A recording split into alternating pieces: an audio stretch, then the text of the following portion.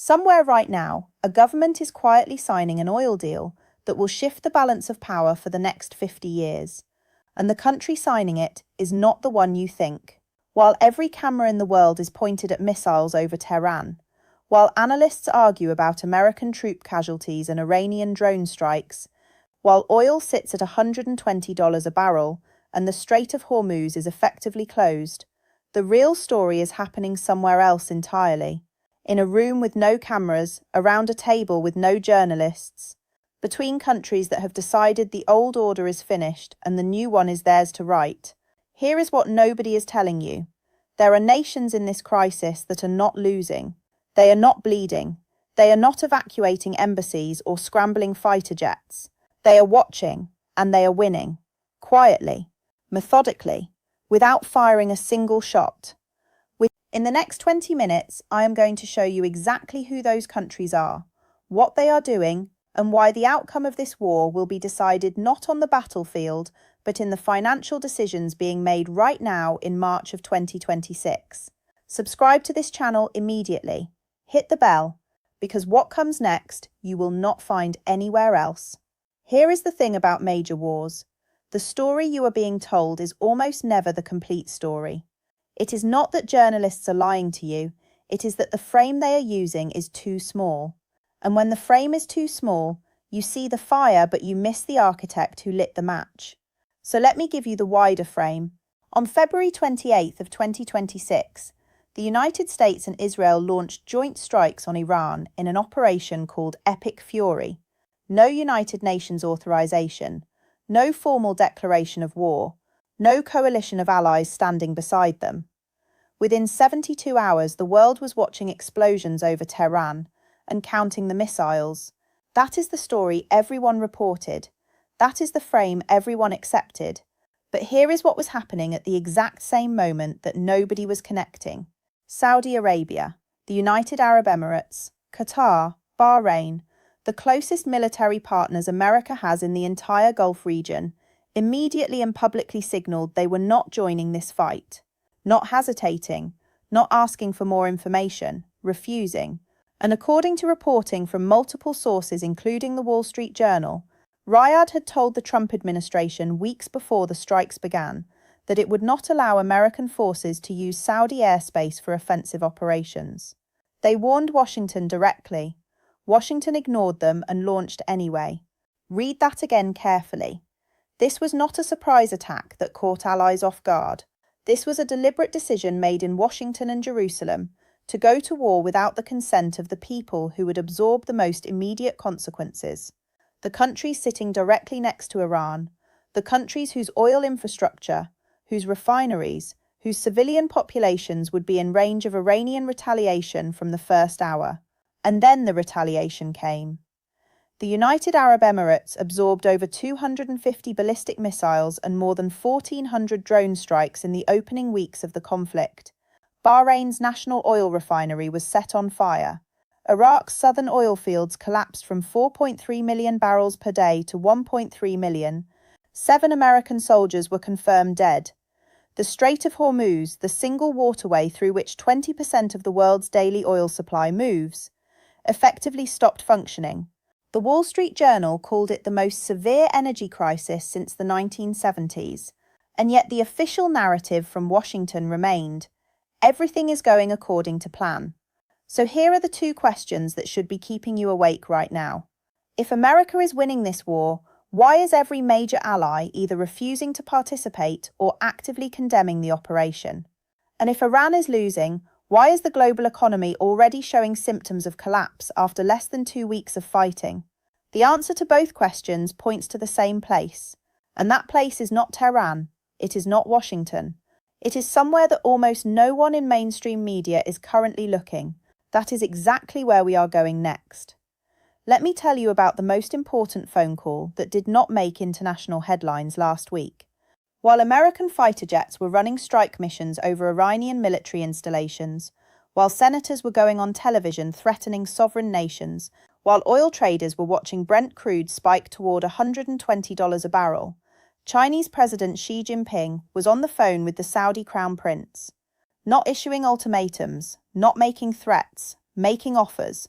This is the part of the story that changes everything. China has been preparing for exactly this scenario since 2021.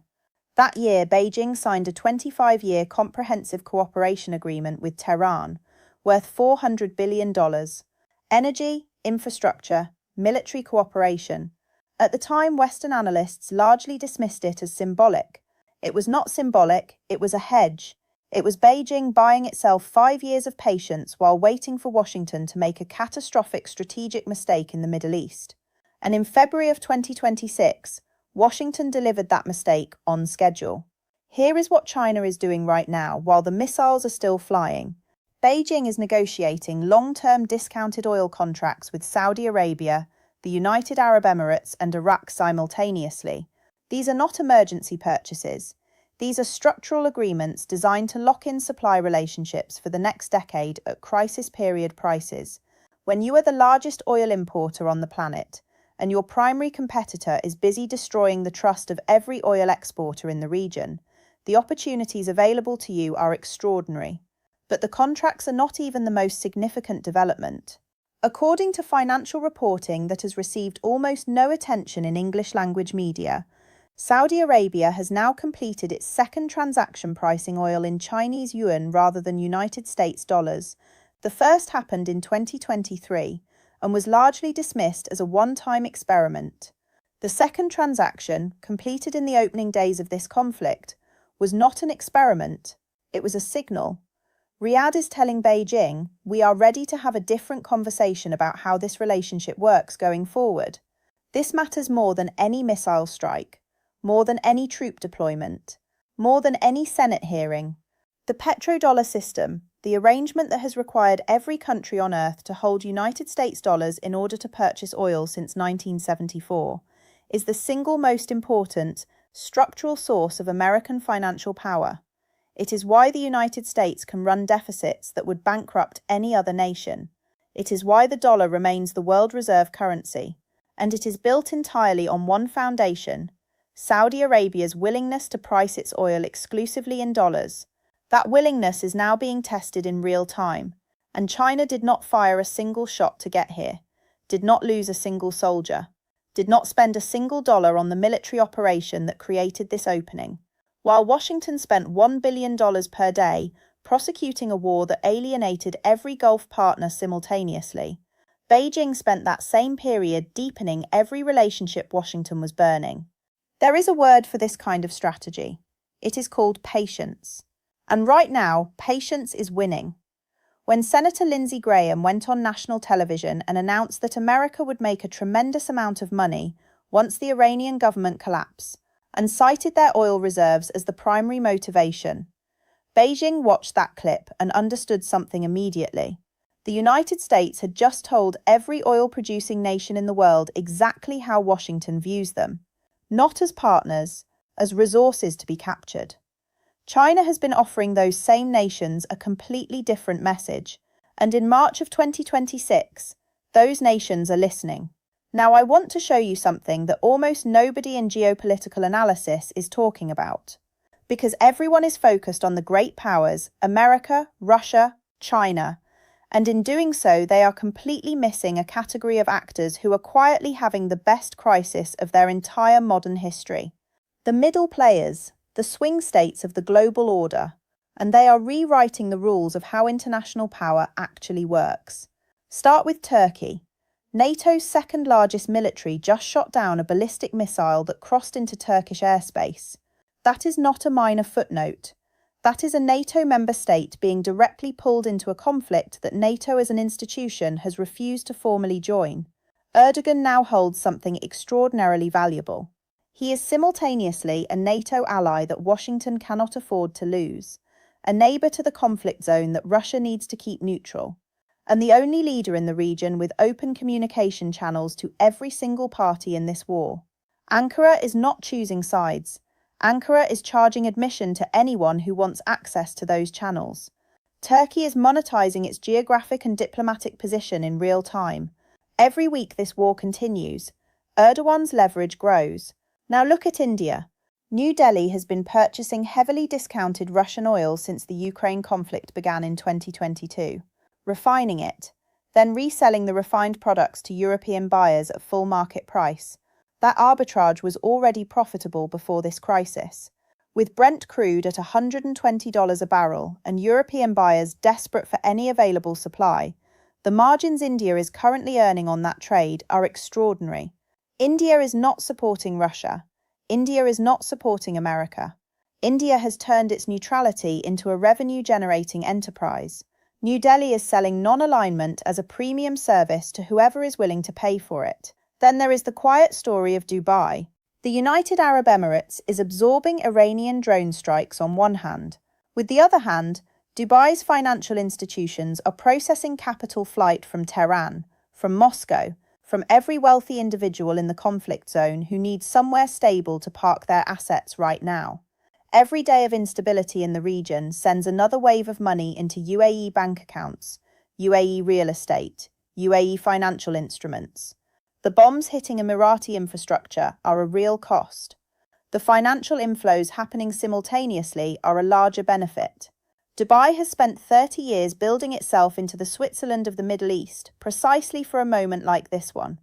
And further out, Brazil and Indonesia are having conversations with European energy ministers that would have been impossible 18 months ago. For the first time, mid-sized oil producers can dictate terms to buyers who previously dictated terms to them. Here is the uncomfortable truth at the centre of all of this. The countries profiting most from this crisis did not cause it. They simply refused to be victims of it. They looked at the same situation everyone else was looking at and asked a completely different question. Not who is winning and who is losing, but where is the opening and how do we walk through it before anyone notices? Some nations are answering that question better than others, and those nations are getting stronger by the day. I need you to stop for a moment and understand what I am about to explain to you. Because this is the section of this story that the mainstream financial press is either not connecting or not willing to say out loud. This is the mechanism underneath everything else, the engine that makes all the other dominoes fall. It is called the petrodollar, and it is dying. Let me give you the foundation first, because without it, nothing else makes sense. In 1974, Henry Kissinger negotiated one of the most consequential secret agreements in modern financial history. The United States made a deal with Saudi Arabia. America would provide military protection, weapons, and a security guarantee to the Saudi royal family. In exchange, Saudi Arabia would do two things. First, price all of its oil exports exclusively in United States dollars. Second, use the surplus dollars it earned to purchase American government debt. Every other major oil producer followed Riyadh's lead, and just like that, the entire global economy was restructured around a single currency. Think about what this means in practice. If Japan wants to buy oil from Saudi Arabia, Japan first needs to acquire United States dollars. If Germany wants to buy oil from the UAE, Germany first needs United States dollars. If Vietnam, if India, if Brazil, if every nation on earth that consumes oil needs to conduct that transaction, they all need dollars first. This creates a permanent, structural, global demand for American currency that has nothing to do with how well or how poorly the United States manages its own economy. This is why America can run a national debt of $34 trillion without triggering the kind of currency collapse that would destroy any other country. The world is required to hold dollars. The world is required to keep buying them. The system enforces itself, and the entire architecture rests on one relationship: Washington and Riyadh. Now look at what the Trump administration has done to that relationship in the space of 2 weeks. Washington launched a war that Saudi Arabia explicitly asked them not to launch. Iranian missiles are now striking Saudi infrastructure as a direct consequence of that decision. And when Riyadh declined to send its military into the conflict, an American senator went on national television and threatened to cancel the security agreement that is the entire foundation of the petrodollar arrangement. Senator Lindsey Graham did not just threaten Saudi Arabia. He threatened the financial architecture of American global power. Whether he understood that or not is almost beside the point, because Riyadh understood it immediately. Saudi Arabia completed a second oil transaction priced in Chinese yuan in the opening days of this conflict, not because Beijing pressured them, because Washington gave them a reason to start looking for alternatives. And once you start looking for alternatives to the dollar in oil markets, the process does not reverse easily. Here is the number that should concern every person watching this video, regardless of where they live. Economists at major institutions have calculated that if just 20% of global oil transactions shift away from dollar pricing, the downstream effects on American borrowing costs, on inflation, on the purchasing power of every dollar currently in circulation, would be larger than any recession in modern memory. Not a financial crisis, a structural transformation of who holds power in the global economy. And here is the deepest irony buried inside all of this. The stated goal of this military operation, according to Senator Graham himself on camera, was to make America money by controlling Iranian oil reserves. But the method chosen to pursue that goal, threatening allies, bypassing coalitions, alienating the Gulf states simultaneously, is actively accelerating the death of the financial system that makes American wealth possible in the first place. You cannot make money from Iranian oil reserves if the currency you are collecting that money in is losing its structural dominance over global trade. The war being fought with bombs and drones is a distraction. The war that actually determines the outcome of this decade is being fought in currency swap agreements, in long-term oil contracts, in the quiet decisions being made right now in Riyadh and Abu Dhabi and Beijing about which phone call to return first. And in that war, the United States is not winning. Let me bring this down to earth now, because everything I have walked you through so far, the alliance fractures, the Chinese positioning, the petrodollar erosion, it can start to feel abstract, like something happening to governments and institutions in faraway rooms. So let me show you exactly how this crisis lands on actual people, on you. If you are watching this from Vietnam, pay close attention to the next 2 minutes. Vietnam imports approximately 70% of the raw materials that feed its manufacturing sector. Plastics, chemicals, industrial inputs. The majority of that supply chain moves through shipping lanes that are directly affected by what is happening in the Strait of Hormuz right now. When freight costs spike because insurance premiums for vessels operating near active conflict zones triple overnight, Vietnamese manufacturers absorb that cost first. And when manufacturers absorb higher input costs, one of two things happens. Either the final product becomes more expensive for the buyer, making Vietnamese exports less competitive against regional alternatives, or the margin gets squeezed until the factory is no longer viable. Neither outcome is acceptable for an economy that has spent 20 years building its identity around export manufacturing competitiveness. But it does not stop at the factory gate. Fertilizer is produced from natural gas. Transport runs on diesel. When both of those inputs increase in price simultaneously, which is exactly what is happening right now as natural gas supply from the Gulf region is disrupted, food prices respond within 60 to 90 days. Not immediately, but with the certainty of a delayed reaction that policymakers cannot stop once it is in motion. Here is the part that almost no financial commentator is saying clearly. The inflation that most of the world spent 2022 and 2023 fighting to bring under control, the inflation that central banks raised interest rates aggressively to suppress, that inflation did not disappear. It was paused, and an oil shock of this magnitude, sustained for more than 2 quarters, has the capacity to restart it with significantly more force than the original episode. For anyone holding a mortgage linked to floating interest rates, for anyone running a small business with thin margins, for anyone whose savings are sitting in assets sensitive to currency movement, the next 90 days carry a level of risk that is not currently being priced into the conversations most people are having. Now here is the part I want you to hold on to. Vietnam's foreign policy of strategic non-alignment, what regional analysts call bamboo diplomacy, is not a weakness in this environment. It is a structural advantage.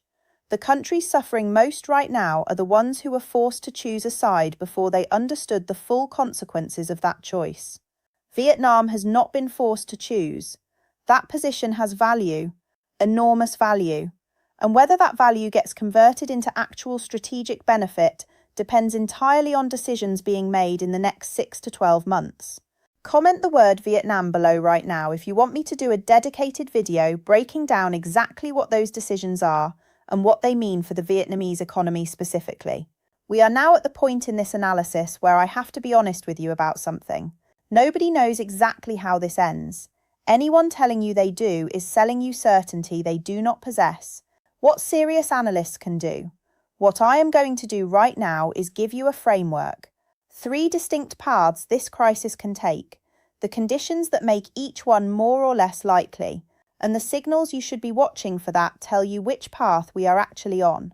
Because the direction this goes will determine the shape of the global economy for the next decade, and you deserve to understand each scenario clearly before it arrives. The first path is controlled de-escalation. Trump declares victory. The administration frames the degradation of Iranian military infrastructure as a sufficient strategic achievement and begins pulling back from the language of regime change. A ceasefire is negotiated through back channels, possibly with Moscow or Beijing serving as informal intermediaries. Oil prices fall back toward $80. The Strait of Hormuz reopens. Gulf allies are quietly reassured that the security relationship remains intact. This path is possible, but it requires 3 things to happen simultaneously. Trump needs to accept a partial win rather than a total one. The new Iranian supreme leader needs to agree to terms he can present domestically as something other than surrender. And figures like Senator Graham need to stop making public statements that make every compromise politically impossible before it can be reached. All 3 of those conditions are extremely difficult. None of them are impossible. The second path is managed multipolarity. This is the most likely scenario based on current trajectory. No side achieves a decisive victory. The conflict extends for 6 to 12 months at reduced intensity. Saudi Arabia maintains its formal relationship with Washington, while quietly deepening its security and financial ties with Beijing. The petrodollar does not collapse but begins a slow, structural dilution that accelerates over the following decade. The world does not become Chinese-dominated. It becomes genuinely multipolar for the first time since 1945.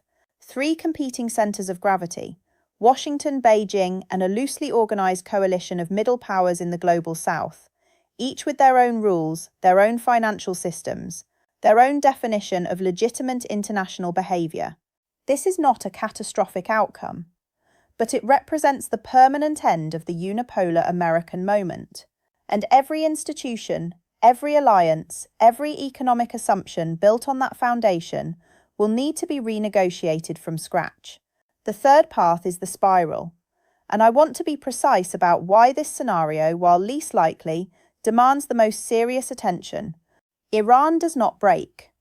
The new supreme leader, having come to power in the middle of a war launched by the country that killed his father, cannot be seen negotiating from weakness. The Islamic Revolutionary Guard Corps escalates. More American troops die. Saudi Arabia, caught between Iranian missiles and American ultimatums with no good options remaining, makes a quiet, irreversible decision to open direct security negotiations with Beijing. The petrodollar relationship does not erode gradually. It snaps. Oil at $200 per barrel triggers an immediate global recession. Supply chains fracture. Food prices spike across the developing world. And the United States, presiding over an economic catastrophe, partly of its own construction, loses not just this war, but the institutional credibility it spent 80 years building. Watch 3 indicators in the coming weeks. First, whether Saudi Arabia requests an emergency meeting with Chinese officials. Second, whether the new Iranian supreme leader makes any public statement that leaves room for negotiation or closes every door. Third, whether the Trump administration changes its language around regime change or doubles down. Those 3 signals will tell you which path we are actually on before any analyst confirms it publicly. Here is where we are as of right now. A war launched without Allied consent is consuming $1 billion per day, while alienating every partner America needs to win it. The financial architecture that has underwritten American global power for 50 years is being stress-tested in real time by the very crisis Washington created. China is gaining strategic ground without spending a single dollar on military operations. Middle powers are converting neutrality into leverage, and the countries absorbing Iranian missiles are the same countries being threatened by American senators for not volunteering to absorb more. This is not a regional conflict anymore. This is a realignment, and realignments do not reverse, they accelerate. I want to leave you with 3 questions, not because I have clean answers, but because the quality of the questions you are asking right now determines how clearly you will see what comes next. Is a war launched without legal framework, without coalition, without allied consent, a demonstration of American strength, or the moment the world decides it no longer needs to choose the American side? When a senator admits on camera that oil reserves are the primary motivation for a military operation, how is that different from every resource war America spent decades condemning? And if the petrodollar quietly dies in the next 10 years, what does your financial life look like in a world where that foundation no longer exists? Drop your answers below, share this video, subscribe right now, and hit the bell. Because the next development in this story is already forming, and when it breaks, you need to be here.